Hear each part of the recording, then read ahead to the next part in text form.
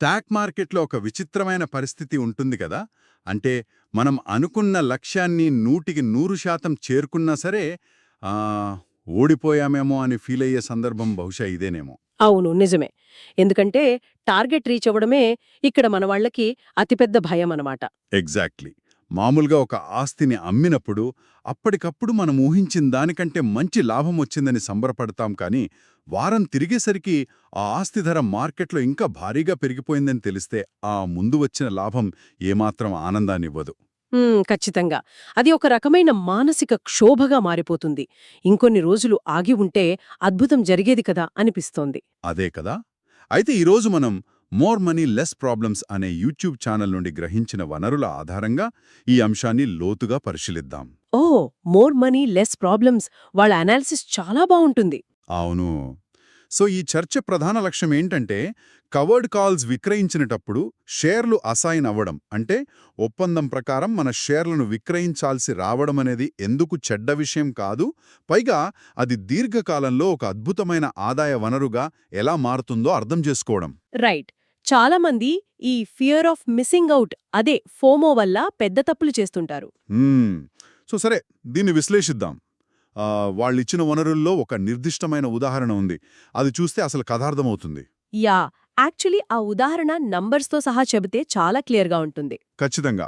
ఉదాహరణకు, ఒక స్టాక్ ప్రస్తుత మార్కెట్ ధర $100 వద్ద ట్రేడ్ అవుతోంది అనుకుందాం.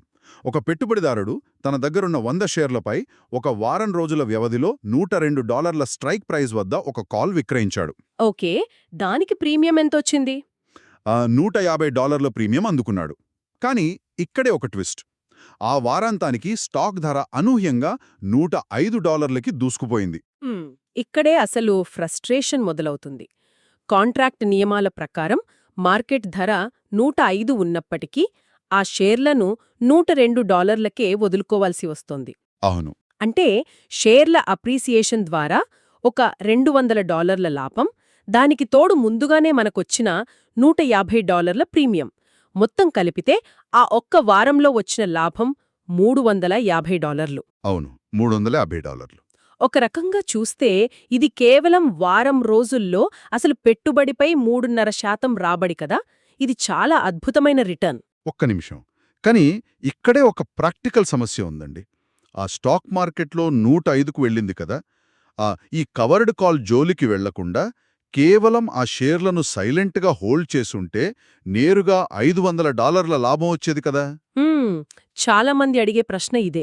మరి ఇప్పుడు ఈ $350తో సరిపెట్టుకోవడం వల్ల ఒక $150 నష్టపోయినట్లే కదా అని ఎవరికైనా అనిపిస్తోంది.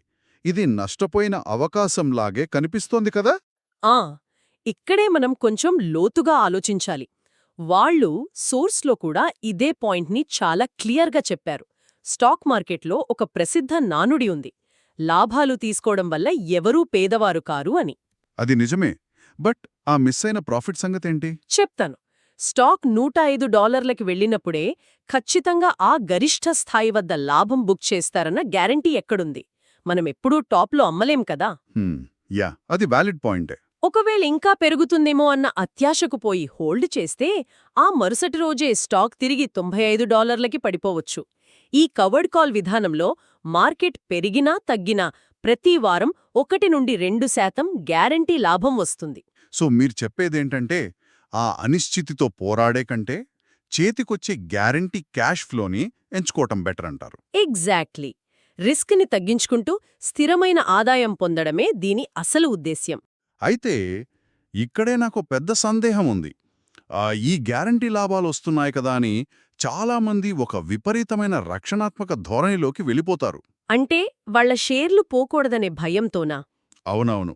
షేర్లు అసైన్ కాకూడదనే ఏకైక ఉద్దేశంతో అసలు కదలిక లేని న్యూట్రల్ స్టాక్స్ పైన, లేదా నిదానంగా కిందకు పడిపోయే డౌన్వర్డ్ ట్రెండింగ్ స్టాక్స్ పైన కవర్డ్ కాల్స్ అమ్ముతుంటారు. ఎందుకంటే అవి ఎలాగో స్ట్రైక్ ప్రైస్ని దాటో కదా అని. ఓ, ఈ సోర్స్లో తీవ్రంగా హెచ్చరించిన అతిపెద్ద తప్పు ఇదే. అసైన్మెంట్ భయంతో ఇలా పడిపోయే స్టాక్స్ని ఎంచుకోవడమనేది మూలధనాన్ని పూర్తిగా నాశనం చేస్తుంది. అవును. ఇక్కడ చాలామంది క్యాపిటల్ డిప్రిసియేషన్ అనే ఫ్యాక్టర్ని విస్మరిస్తున్నారు. పడిపోతున్న స్టాక్స్తో కవర్డ్ కాల్స్ చేయడమంటే మునిగిపోతున్న పడవకు రంగులు వేయడం లాంటిది. ఒకవైపు ప్రీమియం వస్తున్నట్లు కనిపిస్తున్నా మరోవైపు మన అసలు పెట్టుబడి విలువ కరిగిపోతూ ఉంటుంది. ఇక్కడే అసలు ఆసక్తికరమైన విషయం దాగి ఉంది. అంటే మనం కేవలం ప్రీమియం మాత్రమే చూస్తున్నాం. కరెక్ట్. కానీ మన పోర్ట్ఫోలియో మొత్తం రాబడిలో సగం లేదా అంతకంటే ఎక్కువ వాటా ఆ ఎక్విటీ పెరగడం వల్ల వచ్చే మూలధన లాభాలదే కదా. ఎగ్జాక్ట్లీ. అసలు ఏ స్టాక్ అయినా పైకి వెళ్లే ట్రెండ్లో ఉన్నప్పుడే మనకు మంచిది. ఒకవేళ స్టాక్ ట్రెండ్ కిందకుంటే కొద్ది రోజులకే ఆ స్ట్రైక్ ప్రైస్ వద్ద ప్రీమియం కూడా తగ్గిపోతుంది. అప్పుడు అటు క్యాపిటల్ ఉండదు, ఇటు లాభం ఉండదు. అందుకే బలమైన ఉప్పెనలా పైకి వెళ్లే లక్షణమున్న స్టాక్స్ని మాత్రమే ఎంచుకోవాలి అని వాళ్లు నొక్కి చెబుతున్నారు. భయం వల్ల మనం లాభదాయకమైన అవకాశాలను వదులుకోకూడదు. సరే, అప్వార్డ్ ట్రెండ్ ఉన్న స్టాక్స్నే ఎంచుకోవాలన్నది స్పష్టమైంది. కానీ ఆ పెరుగుతున్న మార్కెట్ ప్రవాహంలో లాభాలను పూర్తిగా కోల్పోకుండా ఉండటానికి, అంటే ఆ షేర్లు పోతున్నాయనే బాధను తగ్గించుకోవడానికి ఏమైనా వ్యూహాలున్నాయా? అవును, ఖచ్చితంగా ఉన్నాయి. దీన్ని అధిగమించటానికి వాళ్లు 4 అద్భుతమైన వ్యూహాలని వివరించారు. వావ్, 4 వ్యూహాలా? అందులో మొదటిదేంటి? మొదటి విధానమేంటంటే కాల్స్ను దూరంగా విక్రయించడం. అంటే cell further out of the money. అంటే ప్రస్తుత మార్కెట్ ధర 100 ఉంటే వెంటనే 102 దగ్గర కాకుండా ఒక 106 లేదా 108 దగ్గర స్ట్రైక్ ప్రైస్ సెట్ చేసుకోవడం, అంతే కదా? ఎగ్జాక్ట్లీ. దీనివల్ల మనకొచ్చే ప్రీమియం కొంచెం తగ్గొచ్చు కానీ స్టాక్ బాగా పెరిగినప్పుడు మూలధన లాభాలకు ఎక్కువ అవకాశం దొరుకుతుంది. ఇదొక ట్రేడ్ ఆఫ్ అన్నమాట. అర్థమైంది. మరి రెండో వ్యూహం ఏంటి? రెండోది సమయానికి సంబంధించింది. తక్కువ కాల వ్యవధి ఉన్న కాల్స్, అంటే షార్టర్ డేటెడ్ కాల్స్ని ఎంచుకోవడం. కేవలం 1 లేదా 2 వారాల గడువున్నవి మాత్రమే వాడాలి. అంటే నెలల తరబడి లాక్ చేయడం కంటే ఇది బెటర్ అంటారా? అవును. ఉదాహరణకు ఎవరైనా 4 వారాల కాల్ అమ్మితే స్టాక్ అమాంతం పెరిగిపోయి మొదటి 2 రోజుల్లోనే స్ట్రైక్ దాటేస్తే ఆ మిగిలిన వారాలపాటు మన పెట్టుబడి అంతా లాకైపోతుంది కదా. అవును కదా, దాన్ని వాడుకోలేము. అదే, తక్కువ వ్యవధి ఉంటే సమయం గడిచే కొద్దీ వచ్చే క్షీణతను, అంటే టైం డీకేని మనం వాడుకోవచ్చు. దీన్నే థీటా అంటారు. ఇది మనకు లాభం చేకూరుస్తుంది. సో మన క్యాపిటల్ త్వరగా ఫ్రీ అవుతుంది, మళ్ళీ కొత్త ట్రేడ్ వేసుకోవచ్చు. ఎక్సలెంట్. మరి మూడో వ్యూహం ఏంటి? మూడోది చాలా ప్రాక్టికల్ అయినది. అదనపు షేర్లు కొనడం, సర్ప్లస్ హోల్డింగ్స్ మెయింటైన్ చేయడమన్నమాట. అంటే దీని అర్థం ఏంటి? ఒక చిన్న ఉదాహరణ చెప్తాను. ఇది ఎలా ఉందంటే, ఒక యాపిల్ తోట ఉందనుకుందాం. ఓకే. పంట రాకముందే 100 పెట్టెల యాపిల్స్ని ఒక ఫిక్స్డ్ రేటుకి అమ్మేస్తామని అగ్రిమెంట్ చేసుకుంటే లాభానికి గ్యారంటీ ఉంటుంది కదా. అవును, ఉంటుంది. కానీ ఒకవేళ మార్కెట్లో డిమాండ్ పెరిగి ధరలు రెట్టింపైతే మనం బాధపడతాం. అందుకే తోటలో కావాలని అదనంగా ఇంకో 20 యాపిల్ చెట్లను నాటడం అన్నమాట. వావ్, ఇది చాలా మంచి పోలిక. అంటే ఆ ఫిక్స్డ్ అగ్రిమెంట్ 100 పెట్టెలకే ఉంటుంది. ఆ పెరిగిన అదనపు దిగుబడిని మాత్రం మార్కెట్లో అధిక ధరకే అమ్ముకుని లాభం పొందవచ్చు. అదేనా మీరు చెప్పేది? ఎగ్జాక్ట్లీ అది. కవర్డ్ కాల్ కాంట్రాక్ట్ ఎప్పుడూ 100 షేర్లకు మాత్రమే పరిమితం. కాబట్టి కేవలం 100 షేర్లు కొనకుండా 120 లేదా 150 షేర్లను కొని పెట్టుకుంటే స్టాక్ బాగా పెరిగినప్పుడు 100 షేర్లు అసైన్ అయినా మిగిలిన అదనపు షేర్ల మీద మనం లాభం పొందవచ్చు. రైట్. అంటే ఆ పెరుగుతున్న ధరలో మనకు భాగస్వామ్యం లభిస్తుందన్నమాట. ఇది నిజంగా అద్భుతమైన ఐడియా. అవును.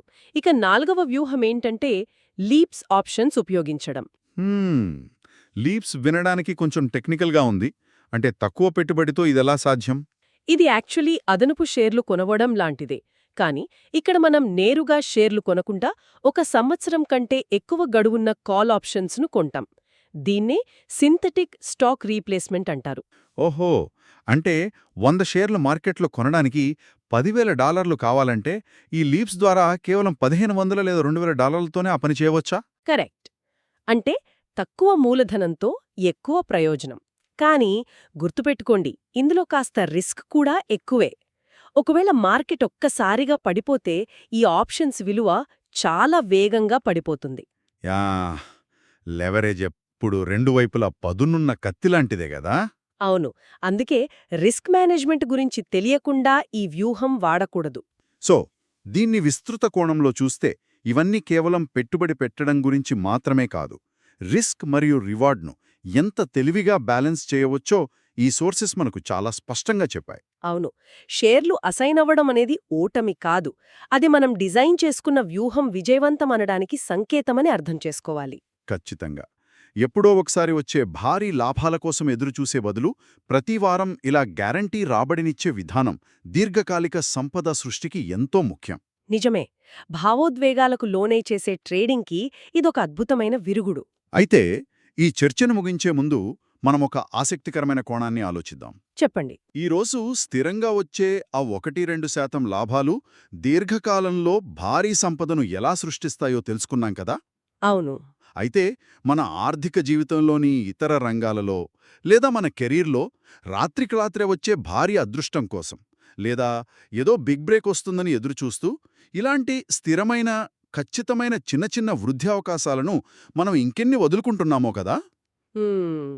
ఇది నిజంగా ఆలోచించాల్సిన విషయమే. చాలా డీప్గా కనెక్ట్ అవుతోంది. అవును. ఎక్కడో ఊహాజనిత భవిష్యత్తు కోసం ఎదురుచూస్తూ చేతిలో ఉన్న వాస్తవిక అవకాశాలను కాలదన్నుకోవడం కూడా ఒక రకమైన ఫోమో ఏమో. ఈ ఒక చిన్న ఆలోచనను మీ విశ్లేషణకు వదిలేస్తూ ఈనాటి మన ఈ లోతైన విశ్లేషణను ఇక్కడితో ముగిద్దాం. తప్పకుండా. ఇది అందరికీ ఎంతో ఉపయోగపడే చర్చ. మళ్ళీ మరో ఆసక్తికరమైన అంశంతో కలుద్దాం. అంతవరకు సెలవు.